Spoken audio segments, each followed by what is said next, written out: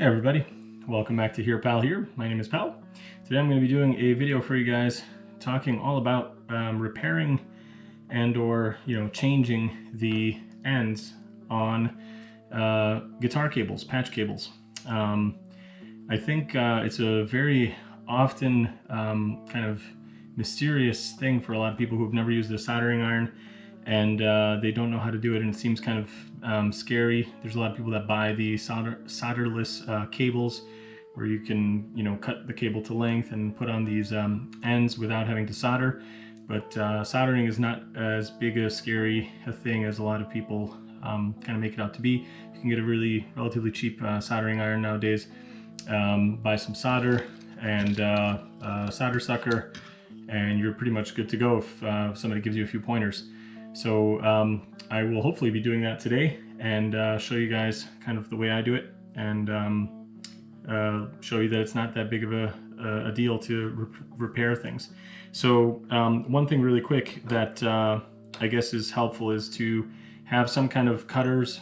It would be really nice to have a wire stripper and cutter. I don't have that, so I'm just going to be using my handy dandy cheapo cutters that I got like forever and a day ago from my dad. So that is vintage box cutter for the razor blade. I'm going to use that for stripping back the wire. It's certainly easier and safer to use a pair of wire strippers, so I'm going to invest in one of those at some point because I do want to get more into electronics, but for right now, for doing this video, I don't have it, so just going to use what I have.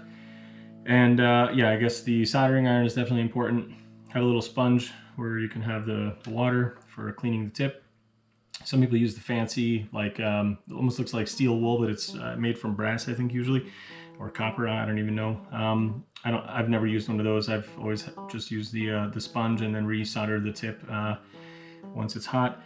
And then another thing that's kind of optional but is really nice to have is a multimeter. Most of them, even cheap ones, will come with a function that it gives you a nice little beep when you have continuity. So when two things are touching that are supposed to be touching electrically, it'll beep. So for example, here I have a working cable, and when I go from tip to tip, you'll hear the beep. If I can do it for you with one hand, or well, two hands I guess, but see, you can hear the beep. You shouldn't hear any beeps from the outer edge, but if I go to outer edge, then I should. Again, so this one's working fine, and I know it is because I've been playing with that one. But this one does not work, and you can hear the tip to tip. It's struggling. See, it's like if I kind of move it around a little bit, sometimes it works, sometimes it doesn't. See, right now it's not doing anything. So there's something wrong with this one. So we're going to take a look and find out what's going on.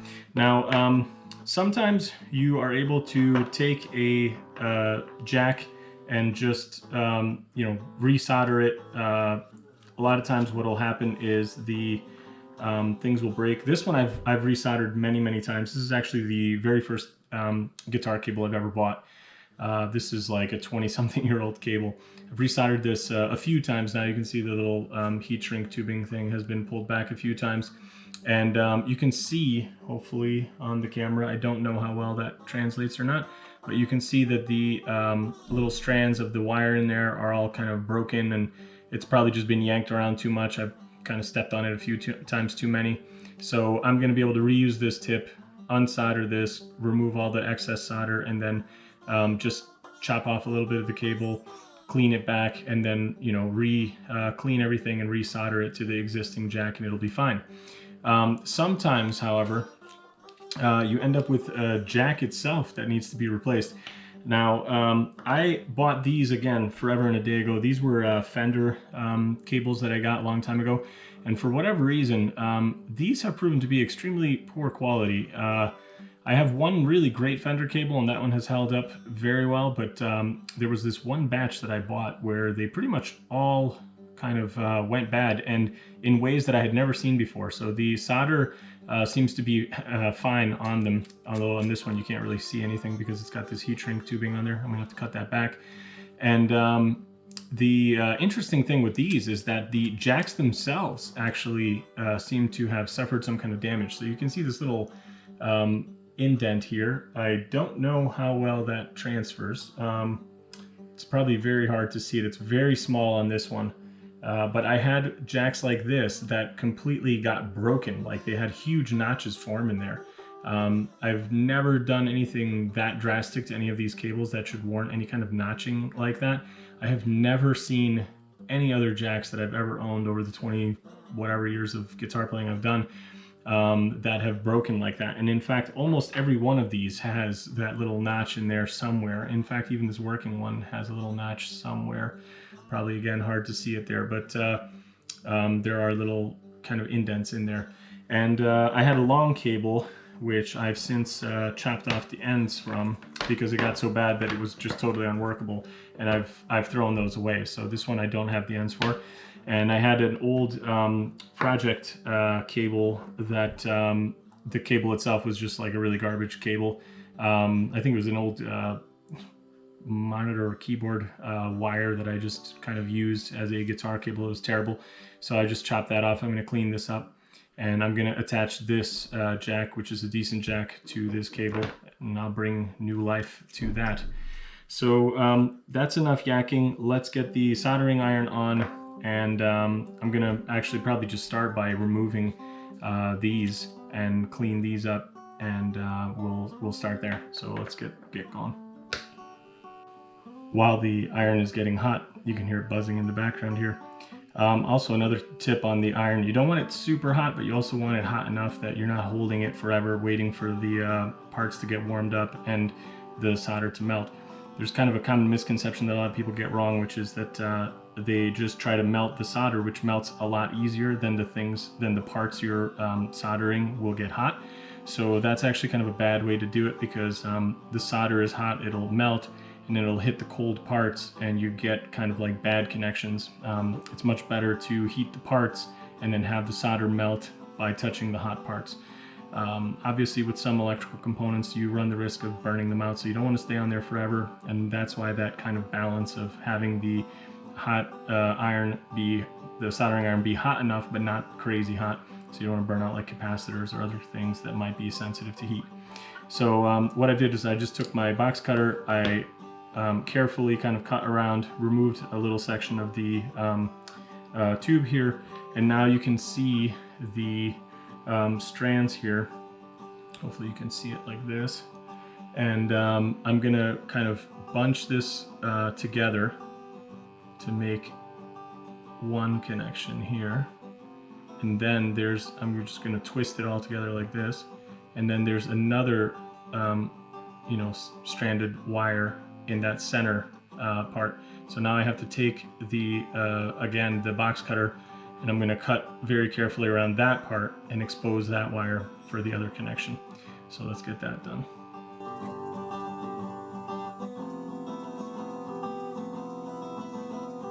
So you can see it's actually got another layer of plastic shielding the cable inside. I don't know if you guys can see that on the camera, but I'm going to have to remove that as well, so I have to cut through that one too. It's a little bit tricky to do with the box cutter or razor, but it's certainly possible. Sharp knife will do it too. And the wire stripper is definitely preferred. My buddy used to have one, so I never had one of my own. I would just use his when we were doing projects together. I learned all this stuff from my good friend who was an electrical engineer and had all the cool stuff and then had all the cool knowledge. So I just hopefully will be able to pass on what I learned from him. So anyway, so now it's come off, and you guys should hopefully be able to see the two exposed leads. So that's what you want. And you want to always, make sure that they stay separated from each other. Hence all this shielded cable around them. So now they are ready, and we need to clean up our jack. So I'm going to get to work on one of these guys. The soldering iron might be hot enough by now anyway, and we are going to warm up the solder joint. Then I'm going to use this solder sucker to suck off the blob of solder from there. The way this works is very simple. It's like a few dollars parts that you can just get in any kind of like electronics supply store. There's this big spring here. You press this part in and a little tip will come out from the end. You can kind of see it there. And now it's loaded. This is the release for the spring. So when you push this will shoot back up and create a little bit of vacuum from the tip. It's just barely perceptible, but it's just enough to pull back the solder. So what you want to do is just heat the joint. Then you use this to suck out the blob of solder. And when you have a bunch in here, you can usually just kind of push past it and it'll kind of push all the dried up, cooled off solder out. If there's ever kind of a lot stuck in there, you can remove the end and then take out any excess solder that might have built up in there. So let's see if we are ready to go. You can see the soldering iron is pretty hot. I don't know if you can see it, but I can feel it. We're going to try to just clean off the blob of solder I had on there using the little wet sponge. And there you go, nice shiny tip. I'm going to use this little tiny piece of solder that I have left over. There's many different kinds you can get. I always try to get the lead-free rosin core solders. You can see that the tip is hot. It'll take the solder no problem. So what you want to do is, again, heat this up and then get it ready to suck off the solder. Now, I wish I kind of had one of those little holder things. I think they're called like octopus or like, third hand or whatever they're called. But I don't have one, so I'm gonna just try to do this on the table and see if I can get it hot enough. Just like this. It instantly melted it, that's fine. Get the solder sucker. And we'll heat it up some more. This is kind of a pain to do like this without any kind of holder. Oh.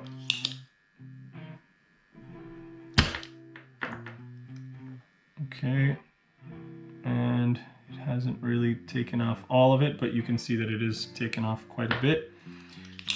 Let's try that again.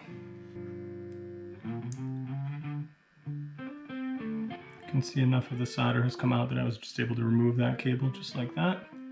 This one will probably come out too. There it is. So now we've got a relatively free and clear connection ready to be connected with the other wire. Now the next thing that I always do is I want to tin the connections, and what that just means is you want to get a little bit of solder on each thing you want to connect electrically before you actually start trying to heat them together and get the solder to connect them. So what you want to do is just have a little bit of solder on both of these connections. They actually still have a little bit left and they look okay now, but I'm just going to do just a tiny bit here, warm it up, touch a little bit of solder, and that's enough. So you don't want to go crazy, you don't want to have too much on there, just a little. This is actually the first soldering job I've done in like, I don't know, probably like 15 years or something. Can't remember the last time I soldered. It's one of those things where like, the more you do it, the better you get at it. I probably should have done a few test ones before I showed you guys my lack of fancy skills. But I figured this is more honest, so take it for what you will. A quick note about the connection itself. The center of the wire is the signal component that's meant to go to the tip, and the outer part is the negative. So that goes to the sleeve, or I guess the ring, or whatever they call it. Terrible at these terms. If you're ever not sure, you can use your multimeter and just check, which connection is to the tip, but it's this one, it'll beep. Or take a known kind of cable that's already wired, and you can see the same thing, that this from the center of the cable is going to the tip, which is this connection, and then this one is the ground connection. So let's just connect these in. What I'm going to do is, you want to kind of see how it's going to fit best. You want a little bit of this end to be grabbing onto the cable, and then you want to be able to get your leads in through these connections. And I think it is nice to kind of snake it through and then bend it a little bit to actually get a physical connection as well. It's not totally necessary, and you don't want to do like a crazy, you know, amount of like gymnastics to get the things in there. But I think just having a little bit of a, you know, of a physical connection as well that will kind of hold everything in place while you get your solder ready, I think that's actually a good thing. Yeah, let's try to get this first one here.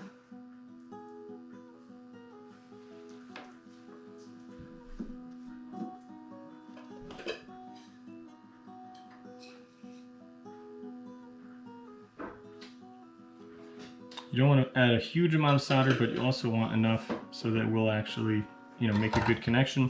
Don't want to blow on it. It'll cool in a few seconds by itself. Don't want to make a cold solder joint.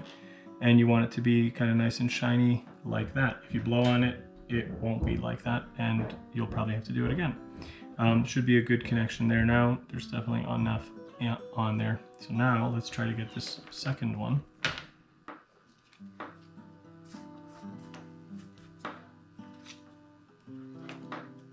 Okay, found a good angle here.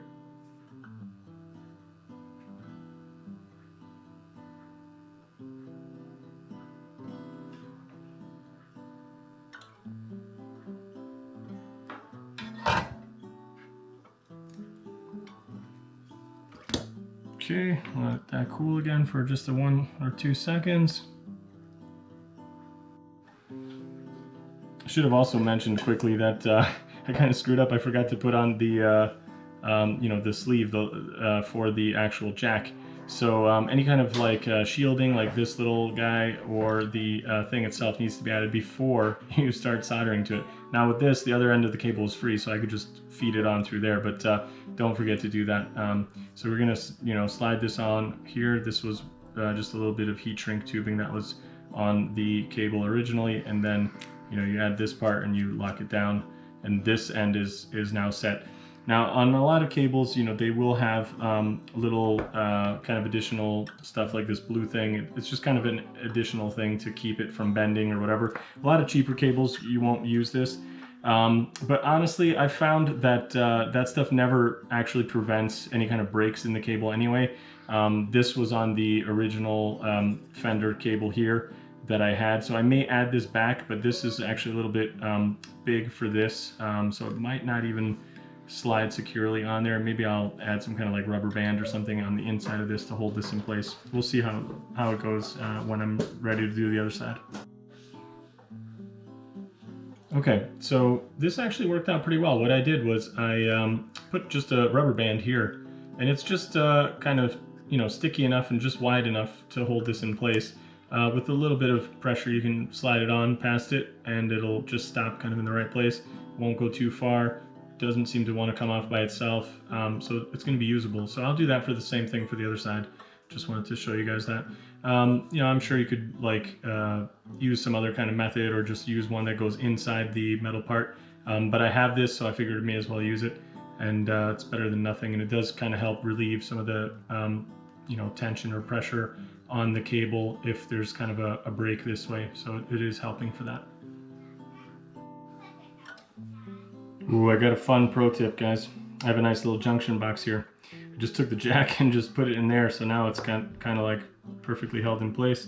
I can, you know, unsolder and everything, like with it not twisting around and stuff, so that's going to be really cool. Nice. That is great. And I can just twist it and get the other side. Okay, guys, so that's the other end. Came out a little bit better than the other one, I think. Although the solder connection is really big, but I think it should be fine. I'm gonna slide it together and we'll do a test real quick. All right, guys, looking good. Got both ends, you know, dressed up nicely, like with this sleeve. Rubber bands kind of holding it in place. Now for the big moment, the big reveal, whether or not we have the connections correctly done. We want the grounds together. Good. We want the tips together. And good. So we're rocking and rolling. So that means this one has been successfully put together. Of course, I'm going to test it with my guitar and an amp as well. But basically, for very little money, I was able to repair a cable and not have to get a new one. And this is just something that I wanted to do really quick to encourage everybody to get a soldering iron and learn how to do this stuff, because cables do get yanked on, they do go bad at some point. A lot of times it's a very cheap fix, just, you know, slide back the cable, chop off an inch, you know, solder it to the jack after you've cleaned the connection, and you're good to go for another, you know, 5 years or whatever. So I've probably had to resolder my old cable that I showed you guys, I don't know, maybe a handful of times in the 20-something years that I've owned it. So it's literally, you know, good to go for another 4 or 5 years after you do it, and that's even of pretty heavy use and abuse. So yeah, that's pretty much it. I'm gonna go and fix all these other ones, and yeah, save myself a bunch of money. I might even be able to sell some, because I don't think I really need this many cables lately. But yeah, it's a great, easy, fun thing to do. And for the future of the channel, I actually want to be doing a lot more electronic projects. So this will be kind of good practice for me to get back into soldering and learning how to do this a little bit more efficiently and cleanly. And that is a huge goal for me, because I want to be getting back into working on some effect pedals and possibly some other bigger projects. But baby steps are very important, and the possibly easiest baby step you can take is to just solder the end of a you know, a cable and maybe an input jack or something like that if you're having trouble with that. So yeah, hope this was helpful. If it was, please do give it a thumbs up, and hope to see you in another video soon. And please subscribe to my channel if you are not signed up yet and you find this kind of content helpful or inspiring. And hope to see you in another video soon. Thanks.